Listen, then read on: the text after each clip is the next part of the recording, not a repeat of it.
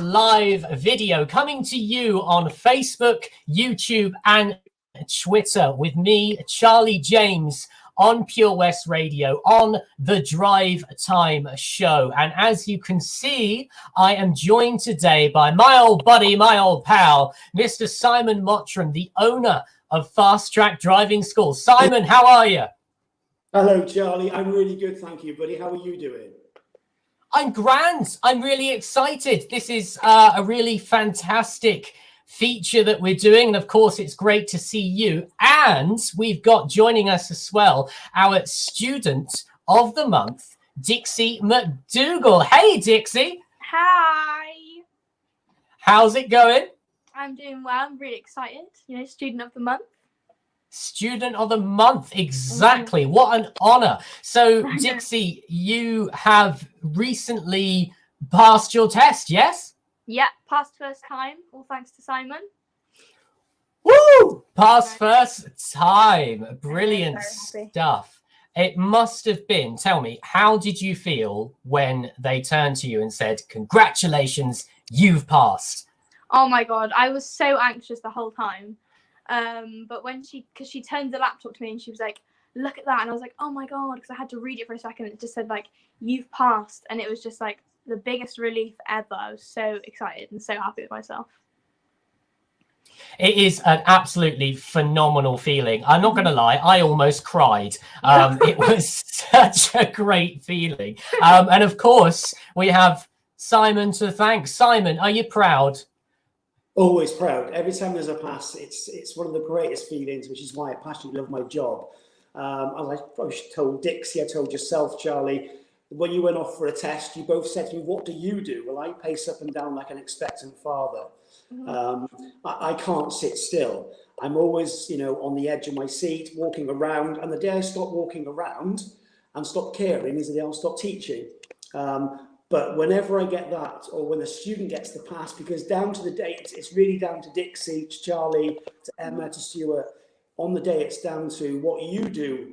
I can give you the advice, I can give you the tips and the hints, but cometh the hour, cometh the person. And, both of you were testament to if you listen, study in, and really just listening to the advice, keep it simple, you'll smash it. And you both did. So proud of you both, actually. Oh, thank you. Thank you, Simon. Yeah, no, it's I'm really proud as well. I mean, it was a great experience. And as you say, the passion that you have came across in every lesson, in your teaching and everything that we ran through as well. So Dixie, I am just wondering, what was your favorite part of driving with Fast Track? Your favorite part of the driving experience? My favorite part was probably have to be like how easy and like lighthearted everything was. Obviously we had our serious moments sometimes, and you have to still be serious because you are driving the car. But we were always just joking about making laughs. Like he had these little rhymes for different things. Like he would say, "Nothing said, straight ahead." If I had to carry on, and it just helped me remember things, but also just kept it really fun. And it was good because it wasn't like every time I had a driving lesson I was dreading it. Like I was actually excited to go and have my driving lessons, and I just thought that was great. Yeah, absolutely. Really important side, because I think that's one of the things I said to you as well, which was that you made it really fun, and all those little rhymes and tidbits that you had just really helped everything sink in. So I'd agree with that 100%. So I was also wondering earlier as well, because I know I've got something there, but was there anything in particular during your driving journey that you found perhaps a little bit difficult to get to grips with, more so than anything else? Yeah, hands down, parallel parking. Like it's not good, is it, parallel parking? But it's not good. He gave me all the instructions, and that was actually the maneuver that I got on my test. So everything went fine in the end, but parallel parking, it's not for me. It is one of those. Simon's laughing at that. Yeah. Simon, what's your take on parallel parking? Because I said the same thing to you, didn't I? Yeah, I think it's one of the manoeuvres probably that most students, even before they start lessons, are scared of because they've been told by somebody else, i.e. normally a parent, you're going to hate parallel parking. It's a bit like Morrison's roundabout. The student says, I hate Morrison's roundabout. And I say, have you driven it yet? No. Well, why do you hate it? Well, I've been told I'll hate it. Well, that then is put into your head.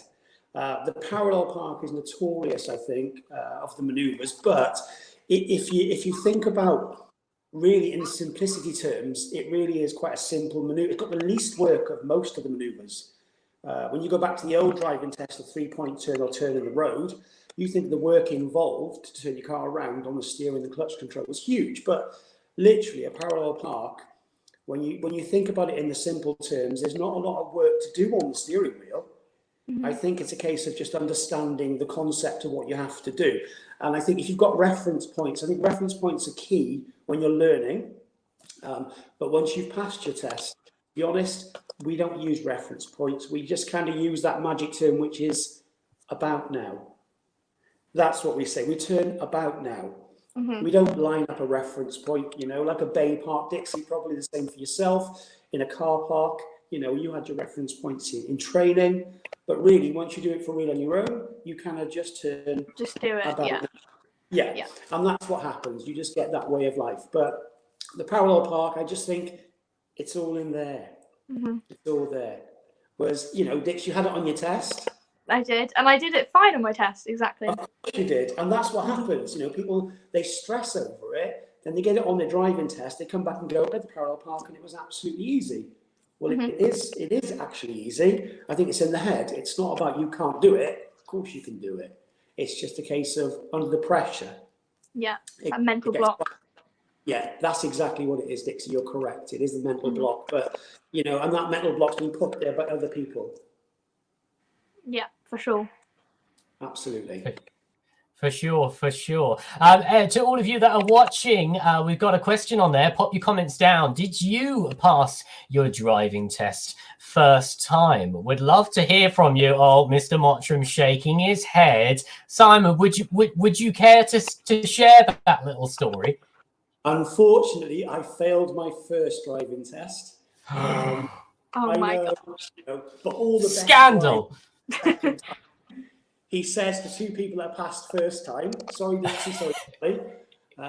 No, I was with the forces. I had 4.5 days training, took my test in Aldershot, and literally just drove straight through a major crossroads when the light was the colour red. Oh my. Failed. Yes. Failed. So, well, I think there was actually no one at the crossroads there anyway. But the examiner said differently. He just asked me to, he basically took me back to the army barracks and said, failed. But took it 2 days later and passed. So, there's nothing wrong in actually failing a driving test. There's a lot of, I think the persona of people passing their driving test first time really comes down to, I think, pressure from friends. It becomes more than a personal achievement. I think when people know that their friends have got a driving test, if they fail it, they feel they've let their friends down, when really they haven't at all. It's one of these things you've got to do. It's for your own life.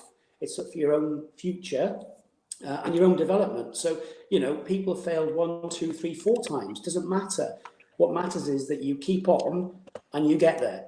And when you get there, you have to taste failure to enjoy success. And I think if you do fail a driving test, when you pass it, you two guys will never know, of course, because you passed first time. But if you do fail your driving test 1, 2, 3, 4 times, when you pass it, the feeling will be on top of the world because you've tasted that kind of sense of what you feel is failure, which is not failure in any shape or form. It just wasn't meant to be on the day. But when you pass it, you'll be on cloud 9. Never give up. Absolutely, yes. Yeah, absolutely, you're right. There's absolutely no shame in it and learning from your mistakes. Brian says, I passed first time for minors. Not too bad. I think the saying was 0 to 5 top drive, was it, Si? No, Brian's only saying that because he's one of our instructors. So he's basically... Oh! I know exactly what Brian's doing. Thank you, Brian. Cheers, mate. I appreciate that. Brilliant, brilliant. So Dixie, I'm curious, talking about the pressures of passing first time, did you feel that pressure? Did you feel it a lot, or was you able to kind of just push it aside for your lessons?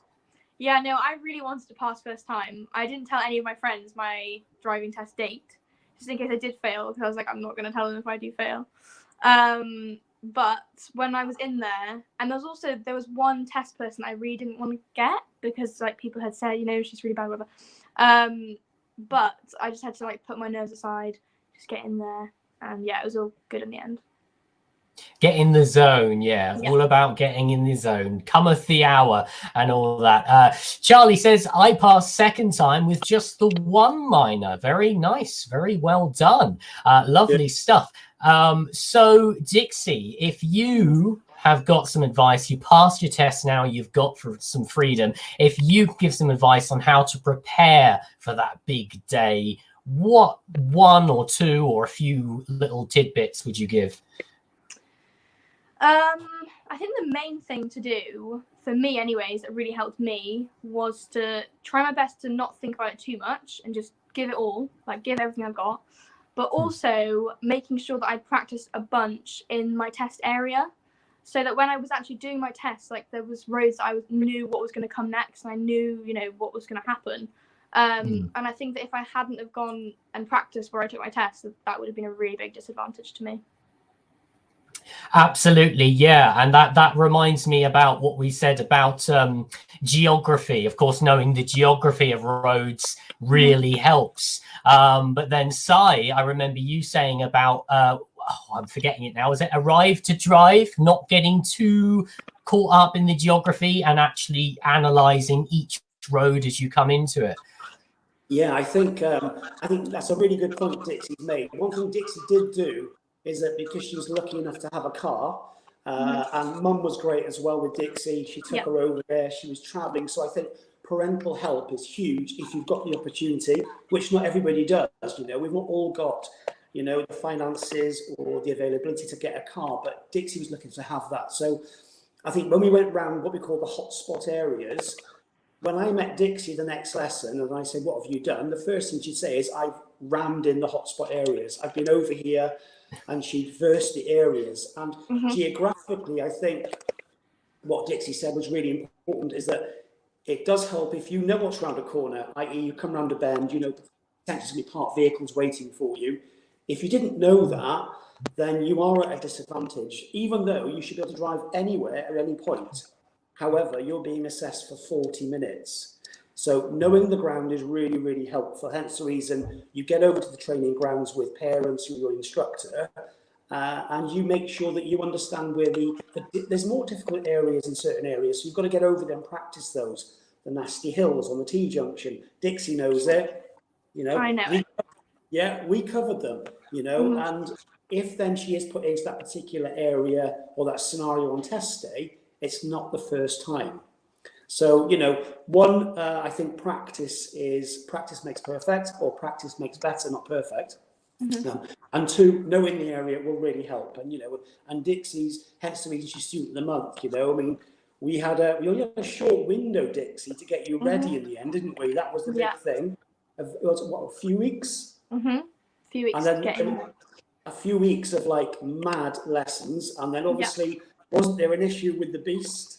Oh my God! Don't even go there. What happened? The day before her driving test, the beast broke down. Yeah. Oh. Yeah. Fully poor gone. beastie. Yeah. The beast. Yeah. So basically, I spent the next, I think 10 hours running around getting the car sorted. Dixie and her mum had a plan B, so we had her car ready just in case the beast wasn't ready. So there was a lot of pressure. Because, yes, she was going to do it in her own car and she had that plan B, but she was so used to our training regimes that I think it took her out of the comfort zone. But she stood strong, you know, hence the reason she went to the monk, because she dug deep and she smashed it on the day. I'm looking at a message that's come up from someone. What's her name? Charlie, can you see that? Oh, this is Angela Mottram. Any relation? I don't know. I might have met her once or twice. Oh, funny coincidence that. She says she passed first time too as well. Well done, Angela. Yeah, well, guess what? You can make your own tea tonight, Angela Mottram, mate.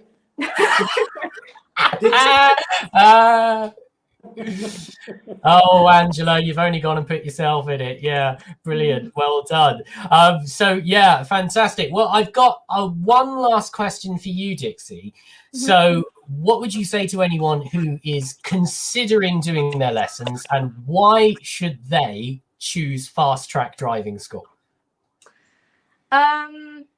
I honestly think if you want to go with the driving school that is going to get you through your test, just get you through the test. You know what I mean? You want to get through it quickly, efficiently, but also like have a bit of fun, then you should definitely go with fast track driving school. Like, it was just an amazing experience. It was really enjoyable.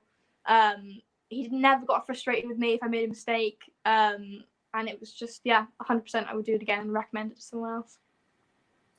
Amen to that. Amen. Can agree to that 100%. Just chucking in. Sharina says, Simon is great. I passed first time. Never thought I would, but thanks to Simon, I did. So thank you. And she's giving you a little heart there. Isn't that lovely?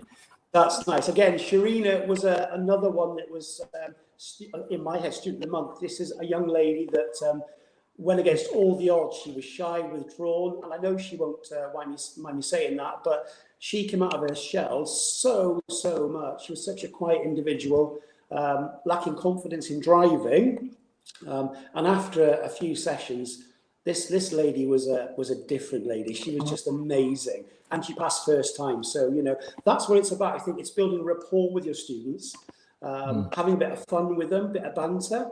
And the reason that we do that, or I do it personally, is if I can make sure they're having a laugh while they're driving, I'll know that when they pass the test and their friends are in the car having a laugh, they can still concentrate. Because it's very important that once they leave me and they go out with their friends and they've got 3 or 4 different youngsters in the car, the radio's going, there's a lot of banter going on, that driver still has to concentrate. And that's how my ethos is, basically make sure that we treat things as if it's real. Hence the reason we have the radio on, if that's what the student wants. They've got to get used to background noise, laughs, jokes, banter, but still they can handle that car given whatever situation arises. Absolutely, yeah. It's you're absolutely right there, Si, because since I've been driving, I've had the radio on. I've become a little bit more confident just in what I'm doing. But really, I don't know about you, Dixie, but I find it quite hard to relax. You almost can't really let your guard down. Because I'm always doing this, so checking every mirror every 5 seconds. You can't really get into it. But I suppose that's a good thing, really. I mean, we've been trained by the master himself. So here we are, past first time, and we finally got our freedom. It's really lovely stuff. Well, listen, this has been fantastic. Simon, it's been great seeing you again, my friends. And I'm sure I will see you around on the road at some point soon, hopefully, when we get the green light to go ahead with everything once again. But yeah, it's been really great catching up with you, Si. Hope you stay safe and stay well. Always, absolutely, yes. And a massive thank you to Dixie. Thank you, Dixie, for coming along. No worries. Thank you. Appreciate. No, thank you. You were great. You were great to teach. It was good fun. We had a good laugh. Yeah. And I want a season ticket. Yeah, you can get your season ticket to the zoo. Don't worry about it. Don't worry. That's what all this was about, wasn't it, Simon? Yeah. The truth comes out The now. season ticket. Yeah. Brilliant. Brilliant. And Dixie, it was lovely talking to you. Again, congratulations. You passed first time and you've got your freedom. As soon as we're out of this situation that we're in, is there any way that you're just eager to get to? Any way you think, that's the first place I'm going to drive to? Do you know what? I really would like to drive to get a Nando's. I would love to do that. Like, I really miss it, to be honest. So yeah, probably there. Some chicken and chips. That sounds good to me, Dixie. Sounds good to me. Well, listen, you guys, you stay safe. And great talking to you both. And thank you to you for joining us on Facebook, Twitter, and YouTube. Stay tuned on Pure West Radio, because I'm going to be telling you how you could win a 3-course meal for you and your loved one just in time for Valentine's Day, right here on Pure West Radio. Catch up with you soon.